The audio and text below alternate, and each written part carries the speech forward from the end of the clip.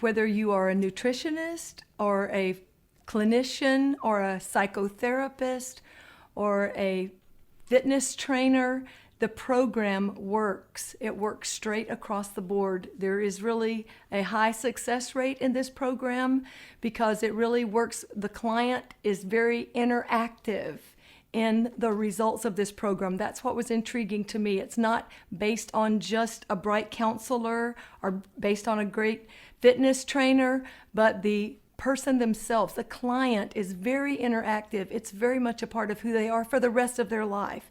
Even when their treatment time is concluded, this person can take this wonderful program and apply it every day in every area of their life.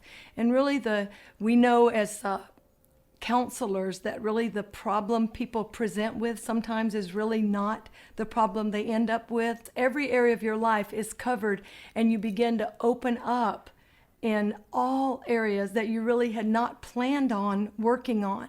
You begin to really tap into your true self. I think it embraces looking deep into your core person, the core person that you are, your pneuma, your soul. I think it allows you to look into the soul of yourself. And then once you have come into oneness with that and come to some agreement with that, I believe that you can then really be a better productive person in society, a more prosperous person, have a more beautiful love relationship, and really feel confident in the person that you are. From my psychology background, I've learned that there's two types of psychology. There's applied psychology and clinical psychology. I'm into applied psychology. What this means is taking what we already know about psychology, the research that exists, the theory that exists, and applying it to life today, this week, and making a change for positive in people's lives. And Kelly Burris' program, which is a prime example of applied psychology, it goes all the way to results. It does not mire itself down in the past history of a client and their past emotional traumas because they're simply not necessary to move forward. And I know that when people make positive changes in their life, they will live happier each day. And when they do that, these past traumas are less significant to their overall well-being and less of a drain on their ability to control their emotions and their actions, whether it be, again, depression or weight loss or any issue that you face.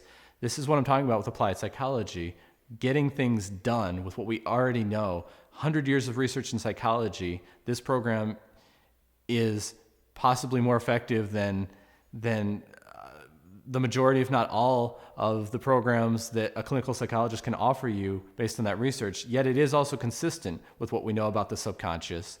And when you realize it is consistent yet more effective, it is the most attractive program for making a real life change today and not over the course of months with psychotherapy or any of those other processes.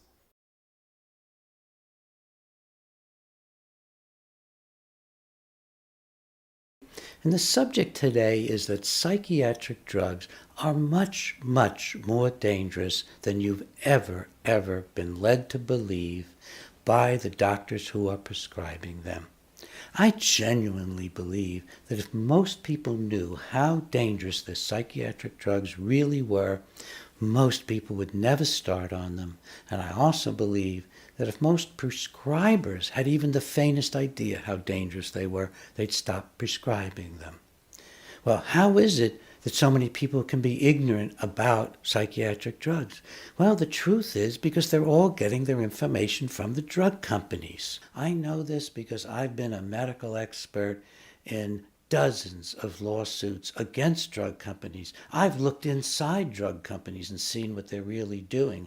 I was appointed by a court in Indiana to be the scientific expert for over 150 lawsuits against Eli Lilly, suits alleging that the drug Prozac had caused violence, suicide, mayhem, mania, and psychosis. So I know what goes inside. I know as much as anyone about how dangerous the drugs are. So let me just give you a little brief outline of material you can find in the first half of my book, Psychiatric Drug Withdrawal. Obviously, the second half is intended to help you come off psychiatric drugs because it can be very dangerous to come off drugs as dangerous and sometimes more than starting the drugs. Let's take a look at the stimulants that you may be taking as a college student or as a parent that you may be giving to your children. Follow-up studies on people who were started on stimulants as children show that they have shrinkage of brain tissue, measurable on brain scans. They have reduced height and weight. They're being incarcerated more often than other people. They're going to mental hospitals more often. Their suicide rate is increased. Every single one of these facts documented by follow-up studies of what happens to you if you get started on stimulants. And one particularly well-done study, the rate of cocaine abuse is greater when you become a young man or woman if you've been put on stimulants as a child. That's because the stimulant drugs, such as Ritalin and Concerta and Adderall and Dexedrine, they're so similar to cocaine in their effects. The very first day of class, his teacher sent me home a letter saying, "Your child needs to be evaluated for ADHD. I see these tendencies." I said, "I hope you do realize that he is only 4 years old." My child was diagnosed with ADHD by the school's principal. First, I was just like, wow, because it came to us as a surprise, because all we knew, he was doing great in school.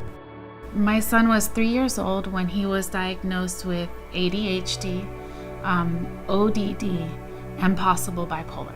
I totally trusted the doctor when I took him there. I thought that he was a professional. He's gone to school for this. Because I worked with him, I thought he was a good doctor. I thought he knew what he was doing. So I went ahead and I put him on meds. He's been on Ritalin, he's been on Concerta, they put him on Paxil.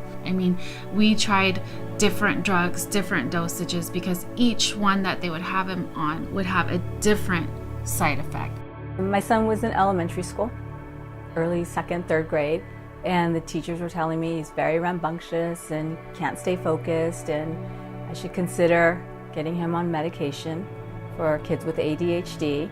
I ignored it initially, but then I kept feeling the pressure come and come, so I thought, okay, maybe I need to do something, and took Jason to see a psychiatrist, and after 1-2 meetings, he was prescribed antidepressants and a drug for ADHD, Adderall.